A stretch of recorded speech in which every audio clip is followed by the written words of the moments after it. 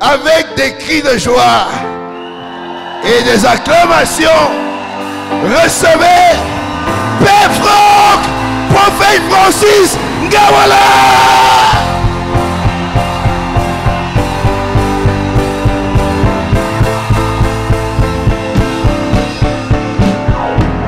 Alléluia.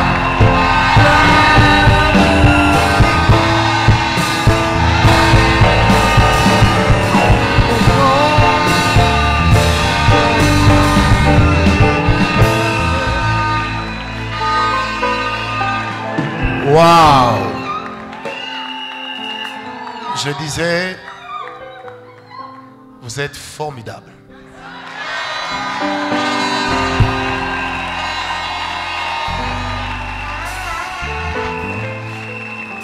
Je sens que cette nuit, le Seigneur va faire descendre sur nous une gloire extraordinaire. Il me l'a dit et maintenant même je le sens. Mais avant d'aller plus loin, à tout Seigneur, tout honneur, j'aimerais remercier le Seigneur pour la vie de mon ami et frère, le révérend Rim Bertrand. Il m'avait dit, je vais t'amener au Cameroun l'année passée. Je lui ai dit, bon, je te suivrai.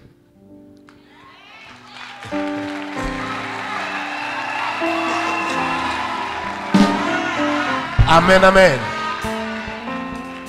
Vous savez, lorsque je suis allé à l'ambassade du Cameroun en Amérique du Nord, quelque part, pour demander le visa, la première fois, on me dit, vous n'avez pas bien rempli. Quand je rentre, il y a ma fille qui me dit, papa, peut-être que Dieu ne veut pas que tu partes. Je lui dis non, Dieu est dans cette affaire. Et vous savez, la deuxième fois, quand je reviens à l'ambassade, je vois tout le monde est au garde à vous. Et puis le consul me reçoit et il me dit, je ne savais pas que c'était vous. Mais c'est quand j'ai vu la photo que je me suis rendu compte que c'est vous. Il m'a dit, vous avez... Attendez. Il m'a posé la question, vous voulez un visa de combien de jours? Je lui ai dit 5 jours, maximum 10 me suffiront. Il m'a dit non, moi je vous donne 6 mois.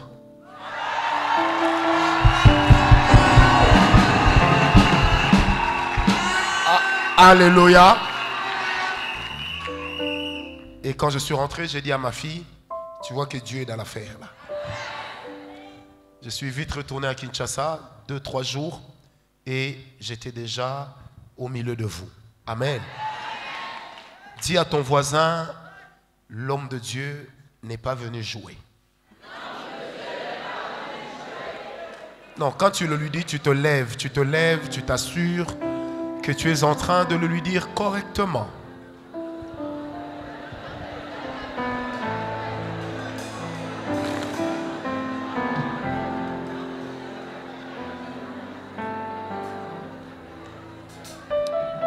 Amen, amen. Je suis très heureux de vous retrouver également ici. Je sais qu'il y a plusieurs personnes qui me suivent au Cameroun. Que Dieu vous bénisse. Amen, amen.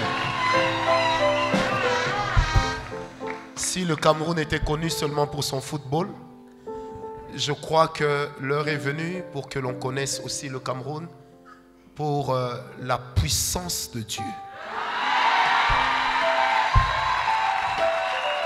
Qui va changer les vies et qui va apporter quelque chose d'extraordinaire. J'aimerais que tu lèves un pied, lève ton pied, tu fais descendre, tu dis avec moi, j'écrase les autels. Lève ton pied, fais-le encore avec moi, dis 1, 2, 3, j'écrase les autels. Lève encore ton pied, dis avec moi, 1, 2, 3, j'écrase les autels. Qu'il en soit ainsi au nom de Jésus. Voilà, prenez vos Bibles en restant debout. Exode 3, versets 6 à 9. Je peux garder le son du synthé? Ma soeur, vous avez bien chanté, que Dieu vous bénisse. Ah, vraiment, vous êtes merveilleuse. Depuis qu'on était dans la salle, là, j'entendais qu'il y avait du mouvement ici. trouve ta Bible, Exode 3, versets 6 à 9. Mais avant cela, salue ton voisin, salue ton voisin. Tu le salues de ma part, pas de ta part. Ma soeur, mes soeurs, hey, est-ce qu'il y a des soeurs ici? Un conseil, quand on vient dans une veillée comme celle-ci, il faut toujours être bien habillé, bien maquillé. On ne sait, mes frères, quand tu viens dans des moments de prière comme ceci, brosse-toi bien les dents. On ne sait. J'ai dit ça et je n'ai rien dit d'autre. Exode 3, versets 6 à 9, la Bible dit, ça c'est Dieu qui parle. Et il ajouta, je suis le Dieu de ton père, le Dieu d'Abraham, le Dieu d'Isaac et le Dieu de Jacob.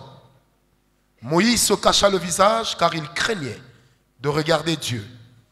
L'Éternel dit, j'ai vu la souffrance de mon peuple qui est en Égypte et j'ai entendu les cris que lui font pousser ses oppresseurs, car je connais ses douleurs. Je suis descendu pour le délivrer de la main des Égyptiens et pour le faire monter dans ce pays, dans un bon et vaste pays, dans un pays où coule le lait et le miel, dans les lieux qu'habitent les Cananéens, les Hétiens, les Éviens, les Amoréens, les Jébusiens et les Phérésiens. Voici, les cris d'Israël sont venus jusqu'à moi. Et j'ai vu l'oppression que leur font souffrir les Égyptiens. Exode 3 toujours, prenons le verset 22. Verset 22, la Bible dit, chaque femme demandera à sa voisine et à celle qui demeure dans sa maison des vases d'argent, des vases d'or et des vêtements que vous mettrez sur vos fils et vos filles. Vous dépouillerez les Égyptiens.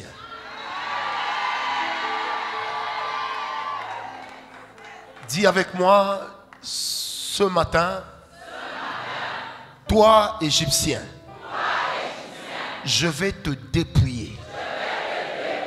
Je vais t'arracher tout ce qui m'appartient. Je vais reprendre de force même ce que tu as pris dans la douceur. Au nom de Jésus. Oh, je crois en la grâce. Dernier texte que nous allons lire et puis on va s'asseoir. 1 Roi 3, 13. 1 Roi 13, pardon, versets 1 et 2. 1 Roi 13, versets 1 et 2. La Bible dit, voici un homme arriva de Juda à Bethel par la parole de l'Éternel pendant que Jéroboam se tenait à l'autel pour brûler des parfums. Il cria contre l'autel par la parole de l'Éternel et il dit, autel, autel, ainsi parle l'Éternel, voici, il naîtra un fils à la maison de David. Son nom sera Josias. Il immolera sur toi les prêtres des hauts lieux, qui brûlent sur toi des parfums, et l'on brûlera sur toi des ossements d'hommes. Amen. Amen. Ce qui m'intéresse, c'est le verset 2, partie A. La Bible dit, il cria contre l'autel par la parole de l'Éternel, et il dit, autel, autel. Alors, ce matin, nous allons parler sur faire taire les cris des mauvais autels. Acclame la parole du Seigneur et assieds-toi. Amen, amen. Je n'ai pas la grâce d'avoir la voix rauque comme le révérend Bertrand, mais j'ai au moins la grâce d'avoir des cheveux que lui n'a pas. Et sachant que je venais du pays du léopard, il s'est habillé en léopard. Et je bénis le Seigneur. Est-ce qu'on peut acclamer encore cet homme? Un homme merveilleux qui est marié aussi à une merveilleuse femme. Amen, amen. La première des choses sur laquelle j'aimerais insister, c'est que Dieu dit à Israël, pendant qu'Israël est en train de souffrir en Égypte, Dieu lui dit, les cris de mon peuple sont arrivés jusqu'à moi. Mais retenez que Israël en Égypte ne connaissait pas Dieu. Parce que toute cette génération-là était une génération qui n'avait pas connu Joseph. Donc c'était une génération qui avait perdu les traces de la voix de Dieu. Mais malgré cela, l'Éternel dira, les cris de mon peuple sont montés jusqu'à moi. Et les douleurs que lui font souffrir les Égyptiens sont entendues de moi. Mais Dieu prend soin de dire, je suis le Dieu d'Abraham, le Dieu d'Isaac et le Dieu de Jacob. En réalité, qu'est-ce qui se passe? Israël en ce moment-là n'a pas une relation particulière avec Dieu. Mais il se trouve que Israël a dans son sang le code génétique d'Abraham. Ce qui fait que même si Israël ne vient pas prier pour demander l'intervention de Dieu, il y a un sang en lui qui renvoie une information positive à Dieu. Il y a quelque chose en Israël qui est en train de lui faire comprendre que malgré la situation par laquelle tu passes, puisque tu es le fils d'Abraham, le fils de Jacob, moi Dieu, j'entendrai tes cris. Bien-aimés, les autels les plus puissants qui ont l'habitude de conditionner les hommes, puisqu'il y en a de trois sortes. Je répète, les autels les plus puissants qui ont la capacité de conditionner l'homme, peu importe ce qu'il est, peu importe ce qu'il fait, le premier autel, c'est la vie de nos parents. C'est que nos parents sont, c'est que nos parents ont été, bien-aimés, ça pèsera sur nous. Vous savez, aujourd'hui, si vous arrivez à Yaoundé, à l'aéroport international, si vous portez le nom d'un ministre puissant, on ne vous traitera pas comme un kidam. Parce que le nom de votre père pèse. Vrai ou faux? Quand vous allez à certains endroits, seulement à cause de votre nom. Je me rappelle un jour, j'étais dans un pays à l'immigration. Et puis il y a une dame de l'immigration qui me dit, vous, monsieur Ngawala, venez. Je lui ai dit, vous me connaissez? Elle m'a dit, votre nom retentit dans mes oreilles chaque matin. J'ai dit, waouh. Alors, ce que je suis pèsera demain sur mes enfants. Le témoignage que j'imprègne, ça fera la gloire de mes enfants, tout comme ça pourra les éloigner demain. Le fils d'un voleur n'est pas acclamé. Il y en a quand ils se convertissent, ils deviennent frère David, frère Bertrand, frère Apollinaire, frère Jacques, frère Isaac. Mais jamais quelqu'un n'est devenu frère Judas. Et même dans l'église, vous n'avez pas frère Caïn. Vrai ou faux? Vous n'avez même pas frère Lucifer. Alors que le nom de Lucifer en soi n'est pas mauvais. Amen, amen. Mais pourquoi nous ne prenons pas ces noms?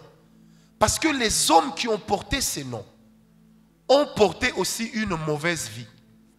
Et cette vie-là, personne ne voudrait l'avoir sur soi. Le bonheur d'Israël, c'est que Israël ne connaissait pas Dieu. Mais les pères d'Israël avaient une alliance avec Dieu. Or, l'alliance peut laisser l'homme mourir, mais rendra immortel son nom et son sang. Vous savez, l'erreur que nous avions souvent commise, surtout quand nous nous étions convertis, quand les gens nous posaient la question de savoir, tu es de quelle tribu, tu es de quel pays? Nous, on avait l'habitude de dire, je suis ciélois, je suis du ciel. Mais après, nous nous sommes rendus compte que quand vous regardez un Bamileke, en posant certains actes, vous savez que celui-là, c'est un Bamileke. Quand vous regardez quelqu'un de l'Est ou du Sud, par les actes qu'il pose, vous comprenez tout de suite que celui-là, il est de tel coin. Quand vous prenez un Congolais et vous prenez un homme qui vient du continent, Vous allez vous rendre compte avec moi que quelque part, nous n'avons pas la même diction et nous ne faisons pas toujours les choses de la même manière. Pourquoi? Parce que je suis frère en Christ. Mais ce n'est pas le sang de Jésus qui coule dans mes veines. C'est le sang de mon père. C'est le sang de ma mère. Un jour, un grand pasteur de mon pays, on lui a parlé de moi il y a plusieurs années. Il dit, moi je n'aime pas travailler avec les jeunes. Alors il s'appelle comment? Et puis on lui dit, il s'appelle prophète Francis. Il dit, en plus il est prophète. Et quand on lui donne mon nom de famille, il dit, j'ai travaillé dans une entreprise dont le directeur général portait le même nom. S'il est le fils de ce monsieur, ça veut dire que c'est un homme sérieux. Et on est venu me poser la question, ton père a travaillé comme DG à tel endroit. J'ai dit oui. Il dit, le pasteur a dit exprès, tu dois commencer le séminaire la semaine prochaine. Or, c'était-tu le genre d'église où quand tu prêches, quand les gens te bénissent en te saluant, en sortant, ta vie financière est affectée. Alors je me suis dit, je viens prêcher dans une église chrétienne. Non pas parce que mon père est pasteur, mais juste parce que mon père avait un nom. Il a affiché un comportement qui a marqué ce monsieur, et rien qu'à cause de ça. Et quand je suis venu parler, la première fois il était fasciné. Il me dit, mais c'est fou, tu parles comme ton père. Je lui ai dit, c'est normal, c'est mon père. Amen. J'ai dit, je ne peux pas m'en défaire, c'est mon père. Alors, de mes parents, je ne tire pas que le nom. Je ne tire pas que le teint. Je sais que je suis plus clair que plusieurs ici. Je ne tire pas que la taille. Mais je tire surtout l'être intérieur qui est capable de corrompre ma vie, de bloquer des opportunités, de m'empêcher d'avancer. Parce que mon père a beau avoir été un homme bien, mais il a aussi eu son mal qui peut peser sur moi. Vous savez, j'ai lu dans la Bible, l'Éternel disait par exemple à Saül, il dit, lorsque tu battras Madian, tu battras les Amalécites, lorsque tu vas les battre, tu vas tuer les vieux, les jeunes, les enfants et même les nourrissons. Et il dit, afin qu'ils ne puissent point en rester. Mais comment un Dieu d'amour peut demander à ce qu'on tue les enfants? Sont-ils innocents? Non. Est-ce que vous savez que même les bébés ne sont pas innocents? Pour preuve, quand ils pleurent, tu te lèves. Tu t'assieds, il pleure. Tu te lèves, il arrête. Comment il sait que tu y as, que tu t'es mise? Ça veut dire déjà que c'est un manipulateur. Vrai ou faux? Et cette manipulation, nous naissons avec. Vous allez taper l'enfant à 9 h, il ne pleure pas. Mais dès qu'il est 17 h, il va déjà en train de regarder à la grillage, au grillage, parce qu'il sait que papa arrive à 17h05. Dès que papa apparaît, la douleur du matin est actualisée. Il fait un update. Et il se met à pleurer comme si on venait de le taper en ce moment-là. Mais qui lui a dit d'agir comme ça? Son sang. Parce qu'il a une information qui est capable de le miner. Alors derrière les comportements de nos parents se cachent aussi les autels qu'ils ont servis, les autels qu'ils ont bâtis, les fondements qu'ils ont posés. Le problème de tout homme, c'est d'abord un problème de fondement. Généralement, nous regardons la surface. Mais pose la question à ton voisin, tu viens d'où? Pose-lui la question. Amen, amen. D'où l'on vient? Avant le lieu, il y a d'abord des hommes. Un homme, une femme. Deux familles qui constituent les lieux premiers de notre destinée. Et personne d'entre nous ne vient de nulle part. Amen, amen. Alors par conséquent, bien aimé, d'où je viens définit aussi certaines choses qui peuvent se produire dans ma vie ou d'autres qui ne se produiront jamais. Négliger la réalité de ces autels, c'est négliger le vrai potentiel de succès de sa propre vie. Vous savez, moi je suis serviteur de Dieu, ça fait 32 ans que je prie. Ça fait 27 ans que je sers Dieu à temps plein. Mais je me rappelle, quand j'étais en train de préparer mon mariage, j'ai déjà raconté ça plusieurs fois. L'argent, il y en avait. Les opportunités, il y en avait. Mais, un jour, le Seigneur m'a dit, si vous vous mariez, vous allez divorcer. J'ai dit à Dieu, moi j'aime ma femme, mais puis je ne suis pas un homme à femme. On va divorcer, pourquoi? Parce que ceux qui ont déjà vu ma femme, même sur internet, moi ma femme, elle est belle. Elle est mignonne. Elle ressemble à de la moutarde de Dijon. Amen, amen. Et quand ma femme vous tient par la main, vous sentez qu'elle a une main piquante. Oui, j'étais enrhumé, j'ai parlé d'elle et je sens même que mes narines se sont ouvertes. Amen, amen. Alors j'étais en train de prier, j'ai dit, mais Seigneur, comment je vais faire? Et qu'est-ce qui ne va pas? C'est là que le Seigneur m'a dit, et c'était la première fois que je comprenne maintenant les autels. Le Seigneur m'a dit, Francis, regarde, tu es le seul enfant que ton père et ta mère ont eu. Et ta mère et ton père n'ont jamais été mariés. C'est la relation du patron et la secrétaire.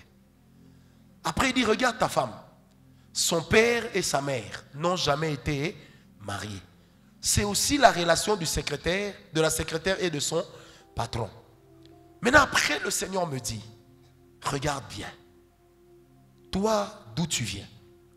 Tu viens d'une famille de ta mère dans laquelle il n'y a aucun mariage. Et effectivement, dans la famille de ma mère, il n'y avait aucun. Je dis bien aucun. Donc, jamais quelqu'un ne s'était présenté devant l'officier d'état civil. Jamais quelqu'un ne s'était présenté à l'église pour épouser sa femme. Et là, le Seigneur me dit, tu es en train de vouloir casser une loi d'autel qui existe dans ta famille. Tu es fort dans la prière. Le diable te laissera parce que Dieu est avec toi. Mais il reviendra. Pourquoi il reviendra? Parce que l'autel a ses lois. Et les serviteurs de l'autel sont les esprits qui viennent en fonction des caractéristiques de chaque autel. Et le Seigneur me dit, si tu te maries, au bout d'une année, tu n'auras plus envie de vivre avec cette femme. Elle n'aura plus envie de vivre avec toi. Ou encore, vous allez commencer à déconner. Et tout de suite après, un ami est venu me voir. Il me dit, mon cher, je priais. Le Seigneur m'a montré qu'après une année de mariage, tu as divorcé. J'en ai parlé à ma femme. J'ai dit, mais Seigneur, comment nous allons faire pour renverser cet autel? Comment nous allons faire? Parce que les autels renferment les informations des familles. Les autels gardent les réalités des peuples. Tu veux connaître tes autels, regarde la famille d'où tu viens. Tu veux connaître tes futurs problèmes, regarde les choses que tu n'as pas encore vécues, mais que les autres ont déjà vécues. Tu es peut-être dans une famille dans laquelle les gens ne se marient pas. Toi, tu te maries. Et tout de suite, tu cries, ça y est, moi je suis marié, j'ai réussi. Non, tu as réussi, mais le divorce ou peut-être le veuvage est une chose qui t'attend parce qu'il n'y a pas d'information de mariage. Et c'est ça que nous appelons les autels. C'est-à-dire que les autels renferment les informations des familles. D'où est-ce que je viens? C'est le premier autel que j'aurai à affronter de toute ma vie.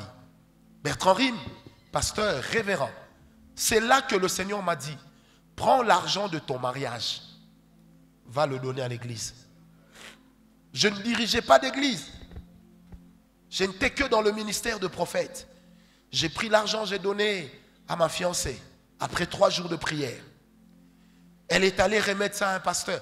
Elle m'a dit, allons ensemble. J'ai dit, non, c'est beaucoup d'argent. Et vous savez, nous les Congolais, quand il s'agit de fêter, vous allez avoir l'impression que nous sommes nés dans la fête. Je vous dis la vérité, nous sommes dans des excès. Et je l'ai fait. J'ai pris l'argent, j'ai dit à ma fiancée, toi va donner, sinon je vais pleurer en chemin. Mais suivez-moi très très bien.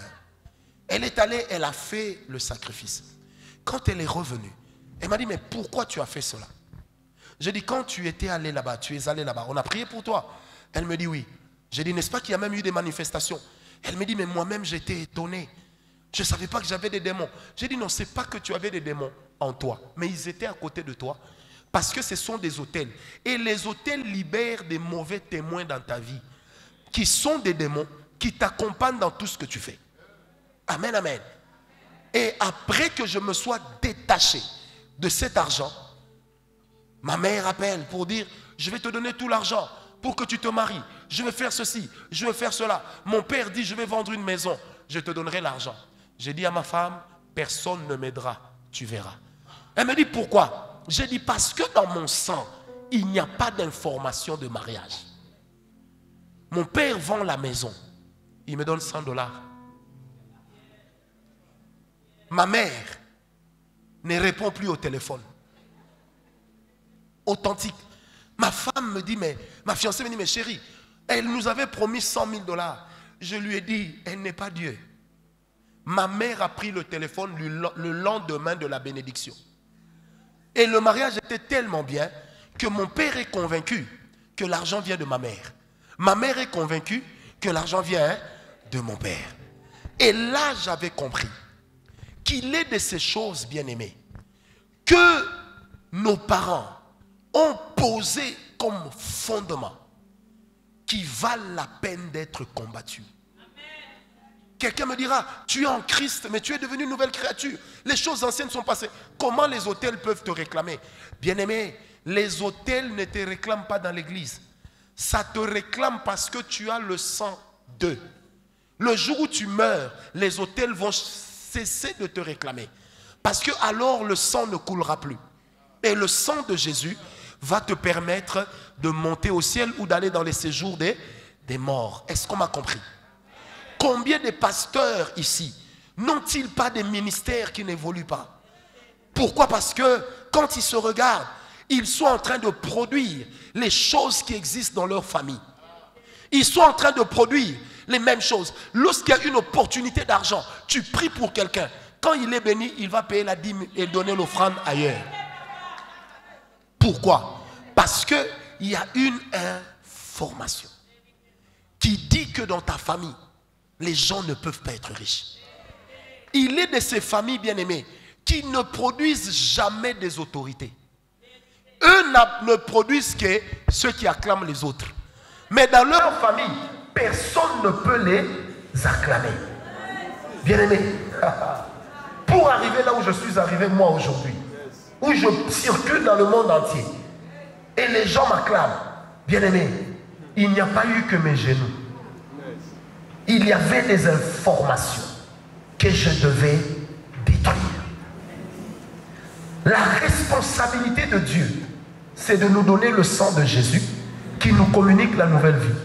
Mais notre responsabilité, c'est de prendre la nouvelle vie, de l'amener dans tous les départements de nos vies. Et ça, c'est la responsabilité de l'homme. Voilà pourquoi l'apôtre Paul pouvait dire qu'avant je vous donnais de la nourriture pour bébé. Maintenant que vous avez grandi, je dois vous donner de la nourriture solide. Amen, amen. Et c'est quoi la nourriture solide? Tu es converti, mais tes autels ne se sont pas convertis. Bien-aimé, à la croix, Satan n'a pas changé. Il est resté Satan. D'ailleurs, il est devenu pire. Pourquoi? Parce qu'il sait qu'il n'a plus le temps. Montre-moi ta main. Deuxième type d'autel que nous combattons. Après les autels qui viennent de nos parents. Je reviendrai sur certains détails du premier autel après. Deuxième type d'autel que nous combattons. Ce sont les autels des environnements où nous sommes. Chaque lieu a ses autorités. Qui m'a donné un amen? J'ai vu un monsieur dans mon pays être nommé gouverneur dans une ville. Le jour où il va prendre possession du pays, de la terre, de la province, on lui dit, va saluer les chefs coutumiers. Il dit, non, moi j'ai le Saint-Esprit, Irokobab, Ishindabab. Il a vécu 3 mois, il est mort. La famille est venue me poser la question, mais est-ce que les chefs coutumiers sont plus grands que Dieu? J'ai dit non. Mais lui, en venant là-bas, devait contrôler leurs hôtels. En venant directement avec hostilité, ces hôtels se sont levés contre lui. Or, il était sur une terre sur laquelle aucun hôtel ne parlait pour lui. Quand vous lisez Nombre 23, la Bible dit quand Balaam est venu pour maudire Israël, il changeait de position. Et il se retrouvait devant à chaque fois des holocaustes. Pourquoi? Parce que la position compte beaucoup pour maîtriser l'environnement. Et Balaam répond en disant, il rétorque un moment à Balak qui dit, c'est un peuple que je ne peux pas maudire parce qu'il n'a pas sa place au milieu des nations. Mais sa place est hors des nations. Ce qui n'est pas un état psychologique, mais qui est un état spirituel et un état physique. Jusque-là, ça va. Bien-aimé dans le Seigneur, il est de ces provinces, de ces tribus, de ces ethnies, de ces terres, qui ne bénissent personne. Quoi que tu fasses. Vous savez, j'étais en Inde une fois pour une croisade il y a 10 ans. J'ai découvert un type de peuple en Inde. Ce type de peuple se dit être né pour être esclave. Donc quand tu les engages pour construire ta maison, ils vont venir papa, maman, les enfants, les petits-enfants. Ils vont construire ta maison, ils vont habiter dehors dans le chantier. Quand la bâtisse est finie, tu vas payer à chacun $50, $50, $50.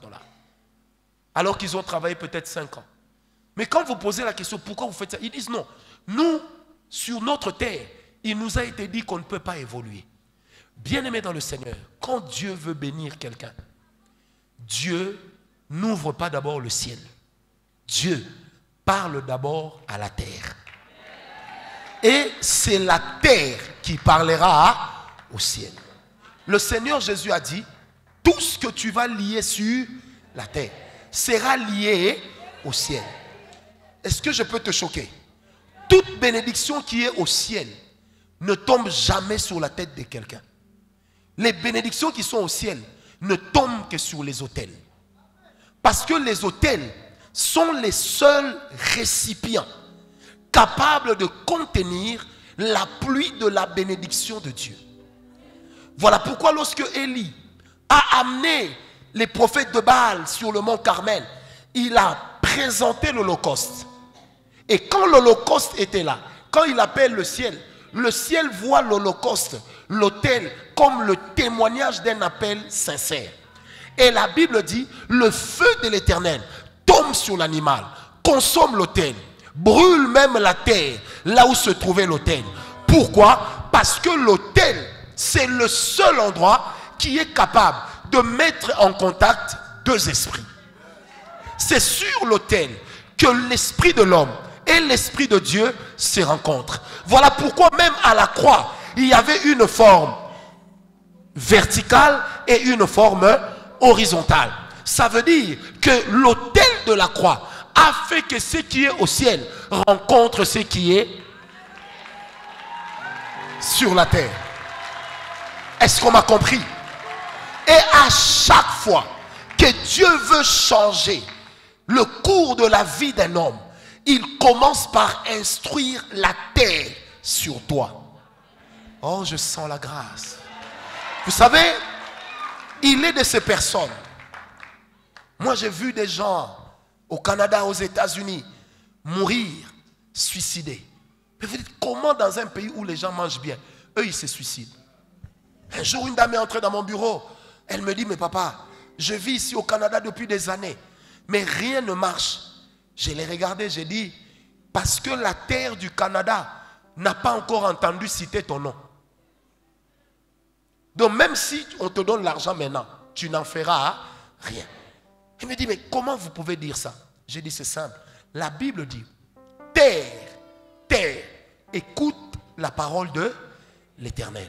Ça veut dire que quand ta bénédiction veut arriver, la terre sur laquelle tu te trouves doit recevoir l'information de savoir qui tu es. C'est pourquoi la Bible dit par exemple que lorsque on était en train de boucher les puits qui appartenaient à Isaac, l'eau revenait. Et la Bible dit, Isaac réussissait dans tout ce qu'il faisait. Quand Abraham est parti de la maison de son père, la Bible dit dans Genèse 12, verset 7, et puis le verset 8, il a bâti un autel. En posant l'autel, donnez-moi une chaise. En posant l'autel, mettez une chaise ici devant. Est-ce qu'on est avec moi? Mettez ça ici. Que fait Abraham? Suivez-moi très bien. La Bible lui dit, Genèse 12, verset 1, 2 et 3. L'Éternel parle à Abraham, il lui dit, va-t'en de la maison de ton père, de ta patrie, va-t'en de ton pays, vers le pays que je t'indiquerai. Amen, amen. Ainsi de suite. Quand Abraham quitte, qu'est-ce qu'il fait? Il bâtit un autel. Pourquoi il bâtit un autel? Le premier autel d'Abraham, c'est l'autel qui l'empêchera de retourner vers la maison de son père. C'est l'autel qui fera que les informations de la maison de son père, même quand ça va crier, que ça ne puisse pas l'atteindre. Parce que l'autel a la capacité de constituer un rempart contre la voix des autels de ta famille. Est-ce que je peux te dire une chose? Là où je pose mon autel me sépare des problèmes de mes origines. Et quand les problèmes de mes origines viendront vers moi, quand ça arrivera sur la terre, là où j'ai posé mon autel, ces problèmes-là vont se heurter à quoi? À l'autel. Pourquoi? Parce que tout problème est d'abord le sacrifice de quelqu'un. Les problèmes sont entrés dans ta famille parce qu'il y a eu des gens qui ont sacrifié, qui se sont agenouillés devant Baal. Et les cris de leurs autels, tes autels ont la capacité d'engloutir cela. C'est pourquoi vous allez remarquer, je reste encore là, que lorsque Jacob, lui aussi va quitter la maison de son père, il va se retrouver au même endroit que là où Abraham avait posé l'autel. Pourquoi? Parce qu'au même endroit où Abraham a cessé d'être le fils de son père, au même endroit, Jacob a cessé d'être le petit frère d'Ésaü. Deuxième chose, Abraham avance, il bâtit un deuxième autel. Et quand il pose cela, tout de suite après, on entre dans Genèse 13. Les problèmes éclatent entre ses serviteurs et les serviteurs de qui? De Lot. Mais depuis tout ce temps-là, ils ont toujours été bien. Mais là, les problèmes éclatent. Après le deuxième autel. Pourquoi? Le premier autel les a séparés de la malédiction de la pauvreté. Mais le deuxième autel qui les a bénis, les a aussi mis en conflit. Est-ce que je peux te dire? Tes autels ont la capacité de réveiller dans tes ennemis leur animosité. Un ennemi ne s'écrase pas quand il est tranquille. Le meilleur moment d'écraser un ennemi, c'est quand il est agité. Tape la main de ton voisin. Tape la main de ton voisin. Est-ce que quelqu'un entend la parole de Dieu ce matin? Alléluia. Donc le premier autel le sépare de ses origines. Le deuxième autel l'introduit sur une terre de bénédiction. J'aimerais dire à toi qui me suis, à toi, tu es né pour être béni. Lève la main droite, dis avec moi, moi Francis Ngawala, je suis né pour être béni. Je suis né pour aller de l'avant. Je suis né pour être un champion. Ce matin, je serai un champion. Ce matin, je serai un champion. Au nom de, acclame le Seigneur et assieds-toi. Est-ce qu'on est encore ensemble? C'est pourquoi, bien-aimé, la vie des hommes se traite sur l'autel. La vie de l'humanité Dieu ne l'a pas traité dans la synagogue, mais il l'a traité sur l'autel de Golgotha. Le sacrifice de ce que nous sommes est plus important que ce que nous apportons à Dieu. Qui est avec moi? Je ne sais pas pourquoi, mais j'aimerais dire à quelqu'un que les choses qui se trouvent dans votre origine, que le Seigneur enlève cela. Quatrième rangée, il y a quelqu'un là-bas, dans leur famille, ils ont souvent des problèmes de tension. Là, où est-elle? Qu'elle se lève. C'est la quatrième rangée. 1, 2, 3, 4. Acclamons le Seigneur. Venez. Maman, ça vous arrive d'avoir des douleurs aux jambes?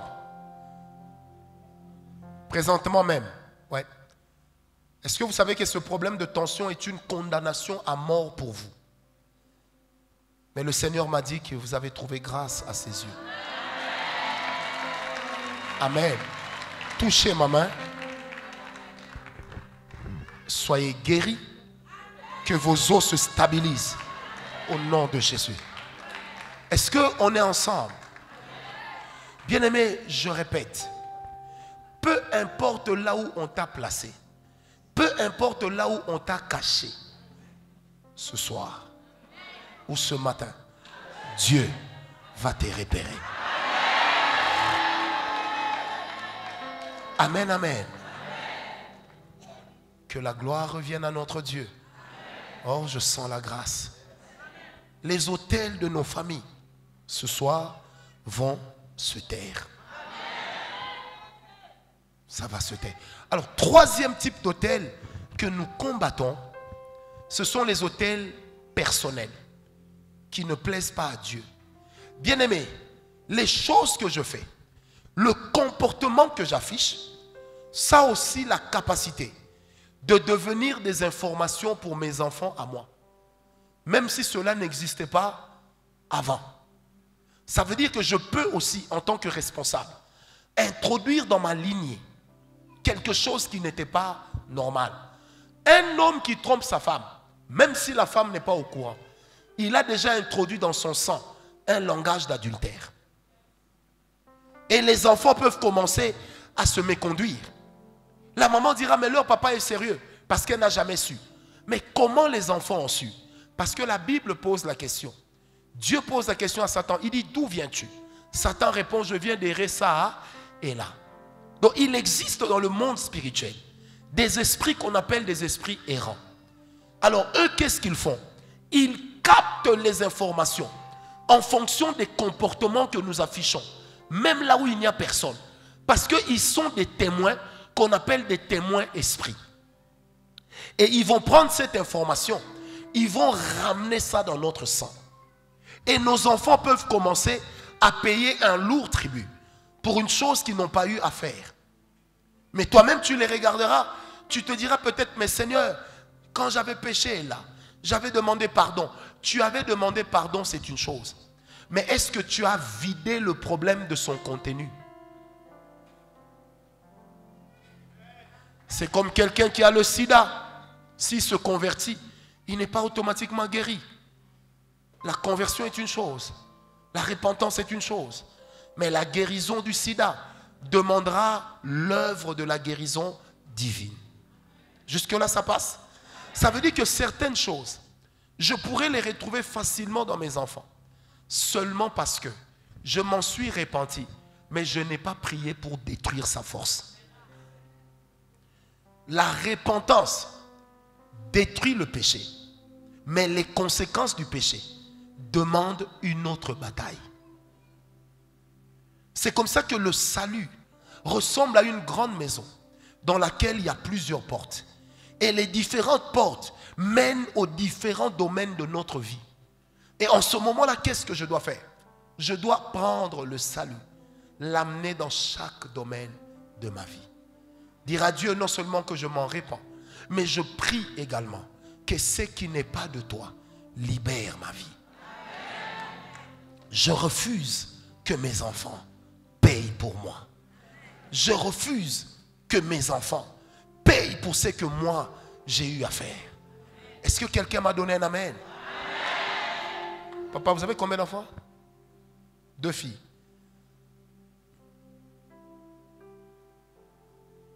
Vous savez pourquoi je me gratte la barbe? Lui, il me dit 2 enfants, mais quand moi je l'ai regardé, j'ai vu 3 enfants. Or, moi, Dieu ne m'a jamais menti. Dieu vous donnera un garçon.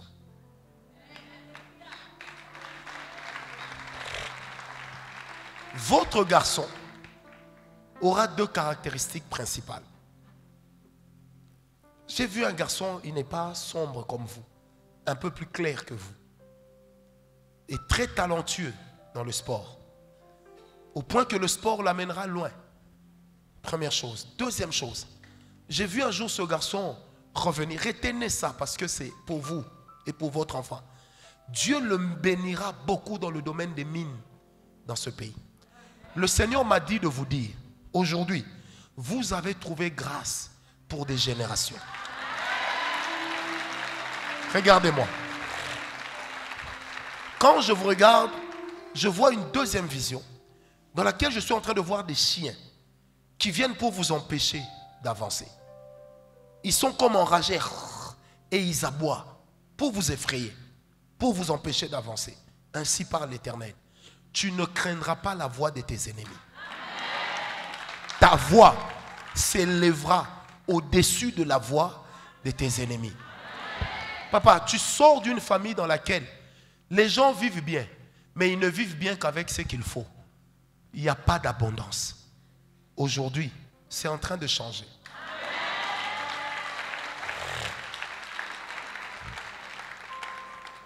Qui a servi Dieu chez vous?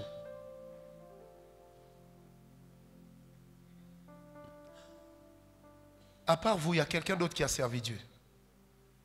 Donnez-lui le micro. Le Seigneur a localisé cet homme. Il va lui faire beaucoup de bien. Tu comprends pourquoi toi tu ne dois pas dormir? La sœur en jaune là-bas, lève-toi. Voilà. Vas-y. Un né à moi qui est pasteur. Il est pasteur. Oui. Pourquoi je vous ai posé cette question? Parce que le Seigneur me disait que vous avez quelqu'un de plus grand que vous, plus âgé, qui sert Dieu, qui a connu beaucoup de problèmes, qui a connu des situations de grand découragement. À un moment, il avait presque tout perdu. Le Seigneur est en train de me dire qu'il y a un grand vent de restauration qui est venu dans votre famille. Il ne mourra pas sans avoir vu la main de Dieu le restaurer. Vous aussi, attachez-vous à Dieu parce qu'il y a un déploiement de gloire qui est en train d'arriver. Est-ce que tu sais que dans ta famille, les gens ont l'habitude de faire des cultes avec des masques? Hein? Je sais. Vous savez ça? Je sais qu'il y a beaucoup de gens qui sont dans le satanisme dans ma famille. Oui, parce que j'ai vu des gens avec des masques. Je détruis la force de leurs masques. Ça va? Dieu te bénisse. Donnez-lui le micro. Papa, mettez-vous. Vous appelez comment? Vous faites quoi dans la vie? Je m'appelle Ebiangon Armel. Actuellement, je travaille dans un restaurant. Tu as envie de voyager? Hein? Pardon? Tu as envie de voyager? Oui, papa. Tu as déjà essayé de voyager? Pas encore. Tu vas essayer oui, quand? papa. Mais ça n'avait pas marché? Bon, j'ai fait la loterie américaine. Non, ça c'était pas ton chemin. Toi tu voulais aller directement aux États-Unis. Oui, papa. Alors que tu dois passer par l'Europe. Amen. Tu vois? Londres, États-Unis. Toi tu voulais faire. Tu devras continuer tes études.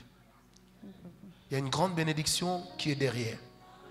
Je t'ai vu marcher et j'ai vu quelqu'un qui tenait ta mallette. Et puis les gens t'appelaient femme de fer. Amen. Tu comprends? Cherche Dieu sérieusement. Parce que dans ta famille, il y a un fort esprit de mort qu'il faut à tout prix détruire. Et cet esprit de mort ressemble à un renard qui vient souvent dans les champs lorsque le propriétaire du champ n'est pas là. Tu comprends? Et c'est un esprit qui vient pour attaquer des responsables. Des responsables. Et après cela, de commencer à ronger les enfants. Et quand tu vas prier, le Seigneur sera avec toi. Amen. Sois béni. Acclamons le Seigneur. Amen. Amen, amen. Oh, je sens la grâce de Dieu. Alléluia. Alléluia. La maman qui est debout là-bas en bleu, faites seulement comme ça. Faites comme ça. Faites encore, faites encore.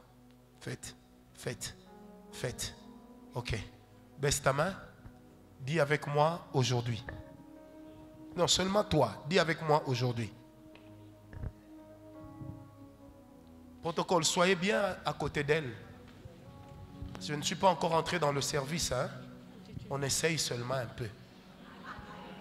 Dis avec moi aujourd'hui. Aujourd'hui, Je me libère je me libère de toute pauvreté, de toute pauvreté, de toute limitation. Au nom de Jésus, qu'elle soit libérée. Au nom de Jésus.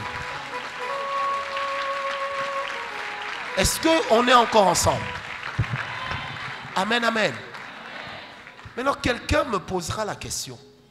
Qu'est-ce que je peux faire pour sortir de là? Il y a un problème de célibat ici, j'arrive. On va prier. Amen. Quelqu'un me dira, mais qu'est-ce que je peux faire pour vaincre ces autels? Est-ce que les autels sont-ils invincibles? Non. Rien de ce que le diable fait ne peut être considéré comme une fatalité. Ma soeur, ça va? Reste seulement là. Rien de ce que le diable fait ne peut être considéré comme une fatalité. Vous savez, pendant qu'elle était en train d'avancer, j'ai vu une image, je veux le dire comme je l'ai vu. J'ai vu quelqu'un au fur et à mesure qu'elle avançait, les jambes devenaient lourdes. Comme si on était en train de les lui lier. De le lui lier. On lui liait les jambes. Et c'était écrit devant elle, déception, avec S. Et la deuxième chose que j'étais en train de voir, c'était comme un véhicule qu'on a fait entrer dans un garage. On a fermé le garage et on a oublié le véhicule. L'Esprit de Dieu m'a dit, ce soir, ma soeur, il y a une délivrance. Elle porte un grand poids de sa famille. Parce qu'elle occupe une position importante dans la manière dont ils sont nés. Et Dieu la délivre aujourd'hui d'un esprit de pauvreté. Et cet esprit de pauvreté venait d'un esprit de sorcellerie qui existe dans leur famille. Oh, j'ai entendu comme une voix. Attention, elle va crier très fort et elle va être délivrée. Je compte à 4. 1, 2, 3 et 4. Que cet esprit la lâche et la libère.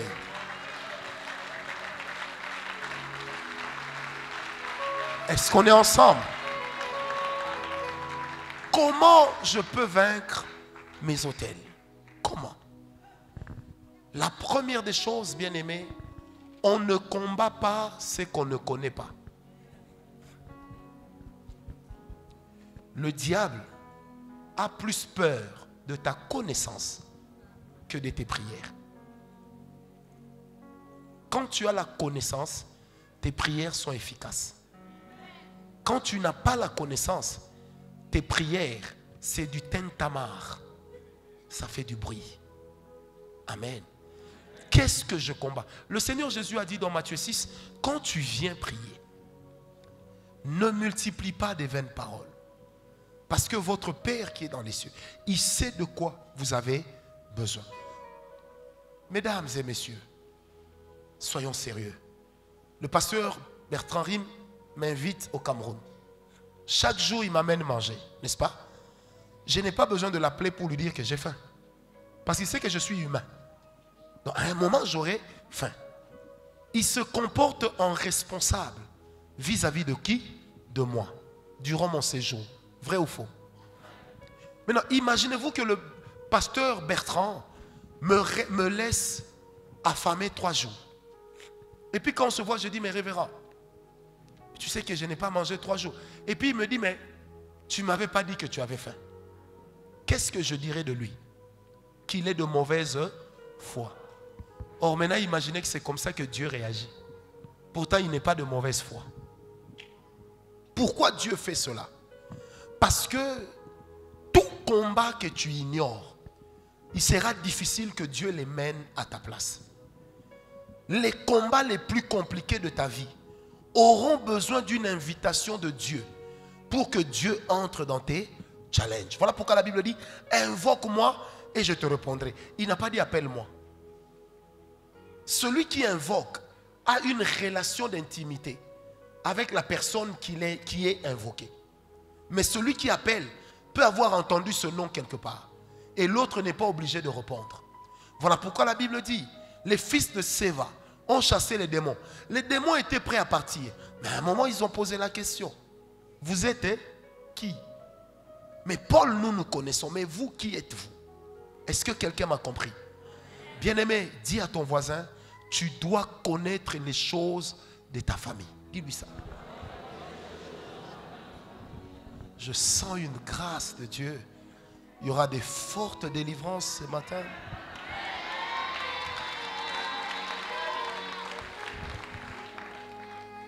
Est-ce qu'on est toujours ensemble?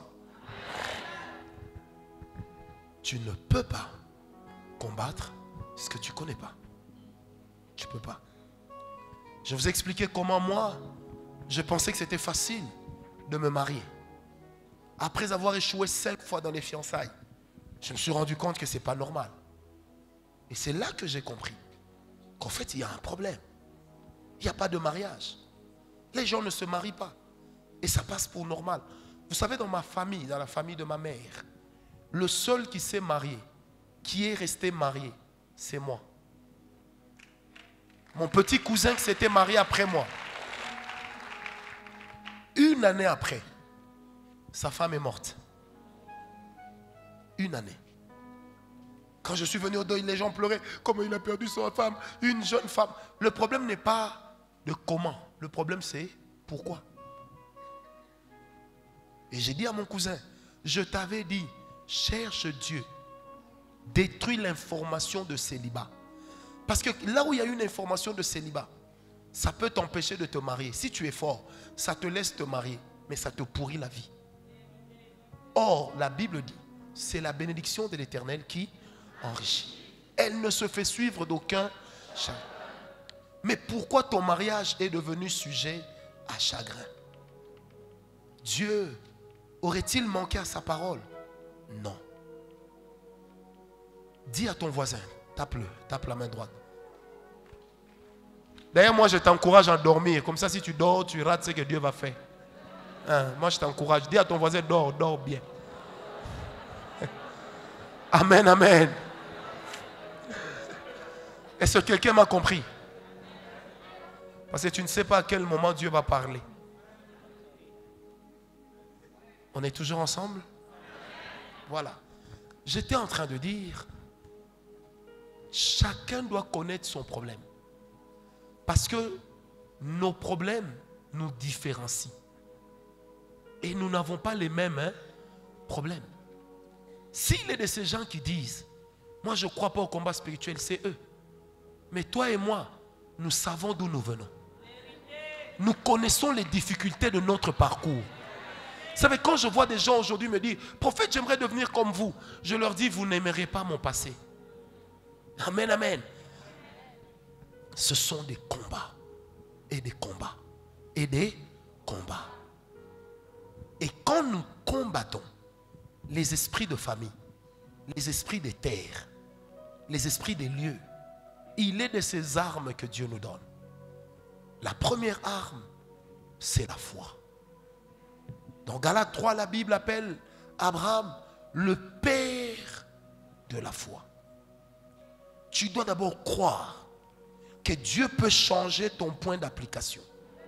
Tu dois d'abord croire que Dieu peut changer les données de ta vie. La deuxième chose, bien-aimé, c'est l'obéissance. Quand tu as la foi, tu te lances dans des combats terribles. Tu dois obéir même à la voix qui te demande de poser des actes qui peuvent paraître aux yeux des autres comme étant une folie.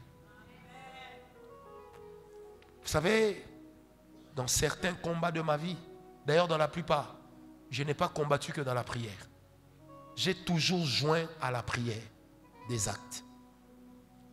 J'ai vu des moments où on est en train de prier. Je vois une adversité. Le Seigneur me dit, prends toutes tes montres, va faire une offrande. Un jour j'étais à Lubumbashi, c'était je crois l'année passée, dans une province de mon pays. Et puis le Seigneur me dit, prends toutes tes montres, va faire une offrande parce que tu dois vaincre l'esprit des retards. J'ai dit, j'ai regardé mes montres. Et ce n'était pas n'importe quoi. Quand je suis allé toquer dans la chambre de mon ami, j'ai dit, le Seigneur m'a demandé de te donner ça. Il me dit, pourquoi? J'ai dit, ça ne te regarde pas. Mais quand j'ai levé mes yeux, j'ai levé ma tête, les larmes coulaient de mes yeux. Vous savez pourquoi? Je me détachais d'une chose pour changer la saison de ma vie.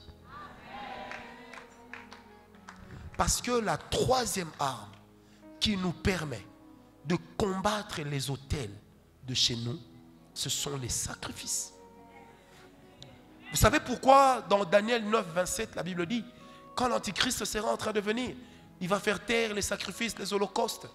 Parce que, bien aimé dans le Seigneur, les grandes puissances qui existent sur cette terre, universellement, il n'y en a que deux, le sang et l'argent.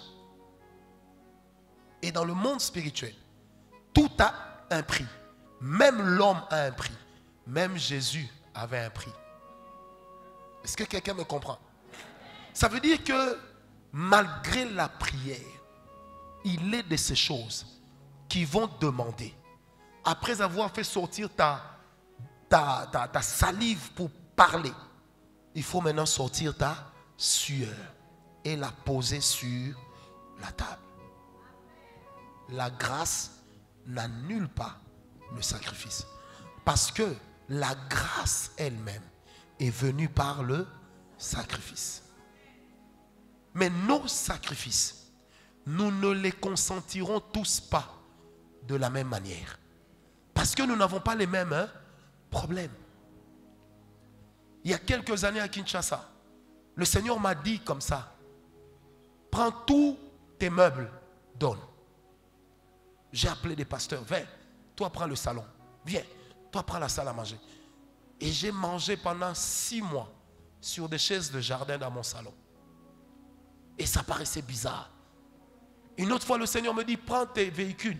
J'en ai même montré un au pasteur Rim ce matin. J'ai dit, cette voiture-là à Kinshasa, il n'y en avait pas beaucoup. J'étais en train de prêcher à Bruxelles.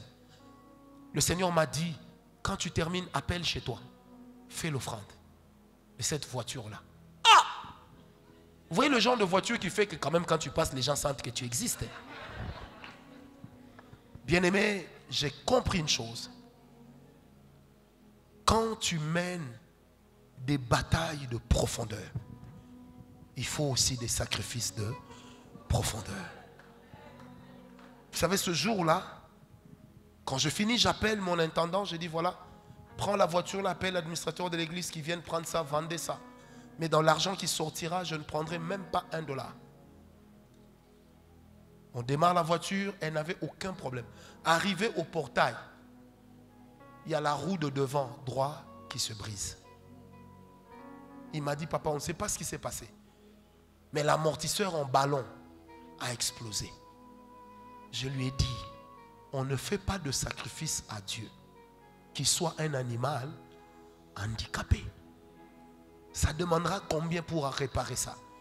Il m'a dit, on va voir demain. C'était dimanche. Le lendemain, il m'appelle, il dit, il faut 1500 € pour la pièce et 800 € pour le reste. Dans l'entretemps, là où j'étais en train de travailler, on m'avait remis une enveloppe de 2000 €. J'ai pris et l'enveloppe, j'ai ajouté, j'ai fait un western, j'ai dit, arrangez cette voiture. Ils ont arrangé. Ma femme me dit, tu étais obligé de faire ça. J'ai dit, tu connais les combats par lesquels nous passons. Si Dieu nous exige un sacrifice, ça veut dire que ce sacrifice-là va peser sur l'issue de notre combat. Quand rien ne va, il n'y a que l'autel qui garde les souvenirs. Quand rien ne va, c'est l'autel qui garde les souvenirs. Les autels sataniques permettent aux démons de travailler dans vos familles. Les autels élevés à Dieu, les sacrifices faits à Dieu, permettent aux anges de se mettre aussi en mouvement pour combattre à vos côtés. Donne-moi un amen 3 fois.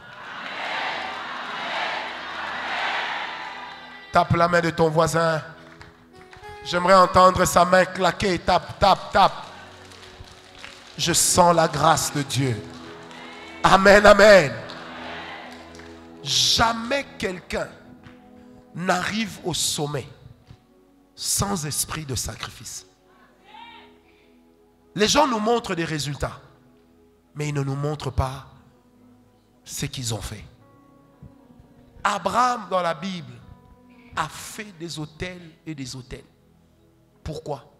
Parce qu'il savait d'où il venait. Il connaissait ses combats. Il savait que derrière les informations de ma famille, je dois aussi poser des actes qui vont changer la donne. Ma femme me dit toujours, jamais Dieu ne garde la dette de quelqu'un. Tout holocauste, tout sacrifice que je présente à Dieu va crier pour moi. Amen. Après cela, qu'est-ce qu'on va faire? On va crier sur les autels sataniques. On va élever nos voix. Et c'est là que le pasteur Rim va intervenir. On va écraser ces autels. Mais n'oubliez jamais que la Bible dit, dans Juge 6, verset 26, que tu devras bâtir un autel à l'Éternel. Qu'est-ce que l'autel du père de Gédéon avait à avoir avec la prophétie de Dieu à Gédéon? Parce que l'autel du Dieu de Gédéon était un autel de Baal qui faisait que chez les Gédéons, ils étaient des personnes complexées, des personnes limitées. Et quand ils ont posé leur... C'est pour elle que j'avais prié là-bas. Et quand ils ont posé leurs actes, il a détruit, l'autel de Baal. L'esprit de complexe l'a quitté. C'est là qu'il a cru qu'il était capable de remporter la victoire sur des ennemis qui venaient et qui revenaient. Amen. Crier sur l'autel, c'est la prière. Pourquoi est-ce que nous ferons nos sacrifices? Pour une simple raison. Pour établir des nouvelles lois. Si mes ascendants n'évoluaient pas, moi et mes descendants, nous allons évoluer. Si mes ascendants ne se mariaient pas, moi et mes descendants, nous serons mariés. Si mes ascendants, on ne les acclamait pas, moi et mes descendants, on va nous acclamer. Dis à ton voisin, tu peux être la première personne. Non, dis-le lui bien. Tu peux être la première personne à changer la donne dans ta vie. Vous savez, si nous avons pris l'habitude de dire aux gens, tu n'évolues pas à cause de ton père, pour nos enfants, on leur dira, vous évoluez à cause de votre père. Si vous avez une bonne vie, c'est à cause de votre mère. Si tout va bien pour vous, c'est parce que dans votre lignée, vous avez eu le plaisir, l'honneur d'avoir des gens qui ont sacrifié pour que la vie de leurs enfants ne soit plus jamais pareille. Bien-aimés, ma femme et moi, chaque année, nous bâtissons des hôtels. Et nous disons à Dieu que nos enfants ne vivent pas ce que nous avons vécu. Que nos enfants ne rencontrent pas ce que nous avons rencontré. Pourquoi? Parce que tout sacrifice est porteur d'une voix. Dépendamment de mes problèmes, dépendamment de mes moyens, c'est là que j'agis. Oh, qui m'a donné un amen. Augmente un peu le son. Je sens la grâce de Dieu. Bouge la main, bouge la main. Bouge la main, bouge la main. Vous savez, quand j'ai vu comment le pasteur Rim m'a fait arriver ici, j'ai compris que ça a été un grand sacrifice. Et au fond de mon cœur, je disais Que Dieu le bénisse. Quand j'étais assis là, j'étais en train de dire bénis cet homme. Et c'est là que j'ai vu une image. Et dans cette vision, j'ai vu que nous étions dans un stade. Il y avait du monde. Attendez. Ne soyez pas pressés. Il y avait du monde. Et il y avait une grande effigie de lui. Et c'était écrit apôtre.